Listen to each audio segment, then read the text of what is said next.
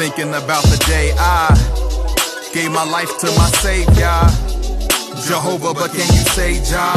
Loving me when my life was still wayward. Fashioned to this world to sin, I was tailored.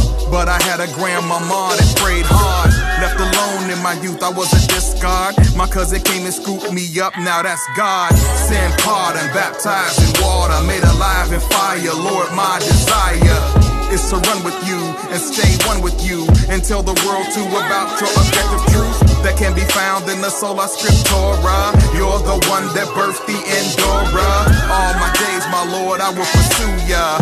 Rep you before the world never refuse ya. Your peace and mercy covers me. That's what I'm talking about right now. It's Flint in the house. Ladies and gentlemen, our MC for this evening, our host for this evening, hails from Chicago. Without any further ado, please give a nice round of applause for our host this afternoon, Miss BLAQ Isis. What's going on, Flint? Oh, y'all got to do better now. We got these babies up here. They gonna need your energy. What's going on, Flint? I'ma ask that everybody that's in the park to make your way over to the stage so we can give these babies our undivided attention. I'ma ask those of you that's over by the food, that's over by the curb, if you're not in the jumpy jump jam, come on over here so we can watch our babies perform for us. How was school today? How was school today? How was school today? Good.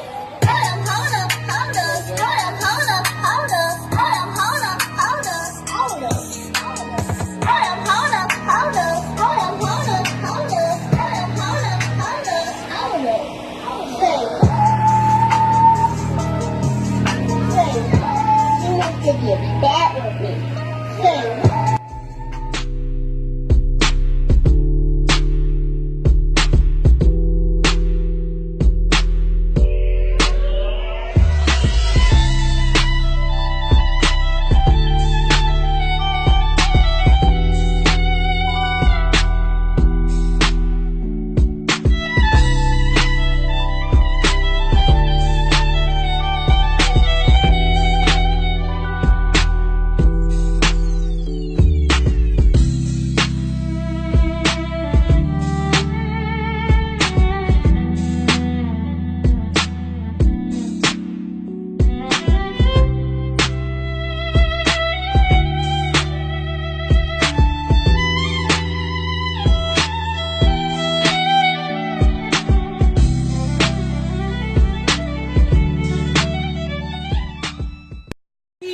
What you want to be, if you try to be what you can.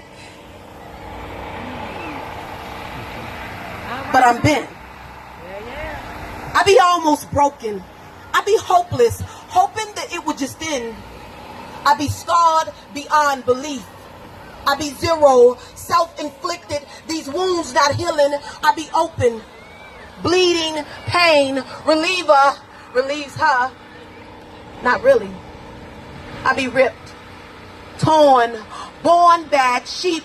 Hey y'all, I might as well be outlaw, labeled, trouble. I be the name, I be ready to go under. No fight left in me. Blows, slaps, fists. I be taking everything. See, your evil ways have deceived you too, because they got you believing you got more tricks up your sleeve than my father do. As long as I walk this earth, I know you're going to keep trying to tempt me. That's why I walk in the spirit and not with my feet. You reject the fact that my father created you, and he knows everything that you're going to do. That's why in 1 Corinthians, he told me he'd give me a way out of any temptation you try to walk me into. Everything that happened in my life, I felt like I deserved it. Suicidal at one point or another, felt like my life was worthless. You see, my biological dad taught me about Allah. My grandma taught me about Jehovah. My foster mom taught me about Jesus. When I was younger, I felt like religion was pointless. Sexually abused by a woman when I was 9. She took every child bone from me. Felt like I was so jointless. Anger kindled inside for my sisters because I felt like the women in my family didn't get me. Felt like I was surrounded by Judases telling them whatever you do, do it swiftly. Grew up thinking that all that was worth was giving girls comfort and the chest to lay on. Meanwhile, Satan tooted my horn about the women I played on. Death and destruction laid on this path that I was dead on. It seemed that me and Satan was on opposite ends of the train, and we were about to collide head on. You ain't worth much. No purpose in you. His lies on my mind stayed on. Had me thinking that my optical lenses needed visions of nasty porn. Found out that Ilya Casa was the name he had a hit out on. Instead of staying stationary, I became a visionary. A human dictionary with the plan of a missionary. Cause see, I be on a mission. I heard the truth was stranger than fiction, and I'm a walking witness that people would rather talk than listen. So I ain't even pay, I bought attention, you get it? If not, I break it down to the smallest syllables. So if you put that in parentheses, then you can see that the genius is already in you. It's omnipotent.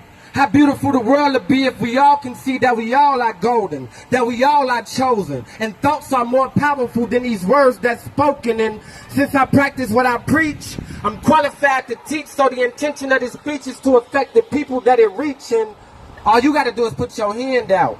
But if you just looking for a handout, then you can leave your hands out, cause I'm hands-on. Built a platform to stand on, and I add fire to the fuel when I need my hands warm, cause that's what keeps me going. It's like my burning desire. Something like Denzel, that's a man on fire. Faith and persistence is all it requires, and anybody who say you can't ain't nothing but some liars. And that's literal. Because if you dive as deep as I do, then you'll see that that's critical. It's easy to give up when you only relating to your physical, but when you realize that you are a spiritual individual, you can do anything. That's that piece, y'all. There you go. I feel no sense of pain, nor its inflictor. Because while my speech is unperfected, I know I'm still protected by my understanding of the scriptures. See, you can't be a servant of the Most High unless your conversation is laced with its actual literature. See, I humbly project his praises through my vocals and notebook pages, because upon my life, God has placed his spiritual signature. But I'm humbly determined to put my best foot forward and come forward and try to change the things that I know that I could, and get away from these heinous tales from the hood, and use my insight as a magnifying glass to project to those that are forward to it the part that we consider to be something good. And that's a heavy burden to bear, because faith is not driven in all.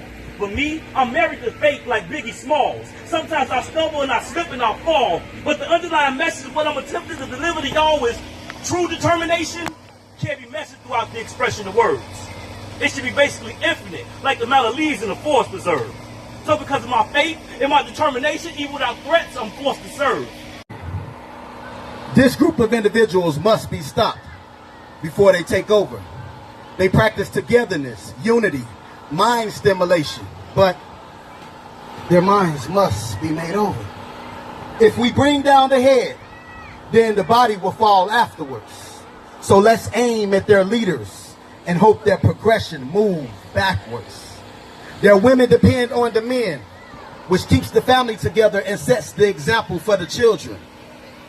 This is going to cost us some money, but now you don't need the men. We gave you free food, money, living. Come on, What have we done? Now the families are saving money, forming groups, and the fathers are still in sustainment. Let's minimize their job opportunities, give the groups drugs to sell, and take away good times, then glorify black entertainment. This is our project, forming families where the mother is the president. And to benefit from the projects, the father cannot be a resident. They're falling. They're falling. And if we continue this process, their children will be lost and devastated. There will be no structure. Mothers will be single, and fathers who sell the drugs will be incarcerated. Let's never tell them they were kings, but only slaves from a place filled with poverty and dissatisfaction. Make them think they're useless and we're superior. Because if you control one's thinking, you control one's actions. That's the perfect trap. Ladies and gentlemen, my name is Mark Prophet.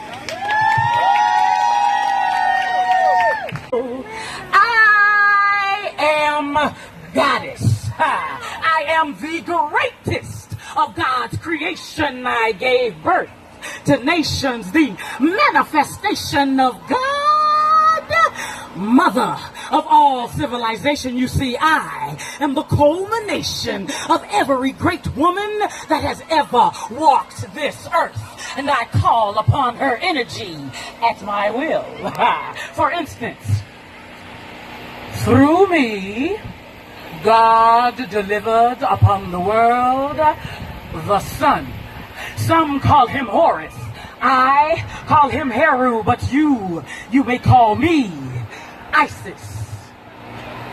I have the power to bewitch your minds with audible and visual pleasantries. I, my pretties, am Eartha Kitt. I am the fire within your core that makes your arms rise and your hands twist into a fist, liberating minds and society. You may call me Angela, my sister. You've been on my mind, oh sister. We're two of a kind, sister. I'm keeping my on you. I encourage you to be the phenomenal woman that you were meant to be. Phenomenal woman, phenomenally. Call me Maya. See, I don't think you understand. What's going down in Chicago and Flint has always been about land. And I recognize the hustle. But did you ever notice that as soon as they tore the projects down, the crime rate in Chicago doubled? Displace these gangs to go live where those gangs live. Let them kill one another. So what if an innocent baby gets killed? We'll go to the funeral and send flowers to the mother. In the meantime, let the land on the south side and the west side become devalued. And I ain't no scholar, but in our community right now, they selling vacant land for just $1. And like the land that the projects used to stand on, they gonna build retail spaces and condos. And while we addicted to Facebook, Instagram, and Twitter, and our babies are addicted to nachos and cheese, little baby Chucky, say cheese, Chicago. Flint. Almost 800 murders last year in the shop. And we all have a responsibility to come out of the four walls of the church and get in these streets. Get off of your social media soapbox and get in these streets. See, we all like to talk the talk, and we love for our voices to be heard. But when are you going to realize that it's your actions that speaks louder than your words? That's that piece.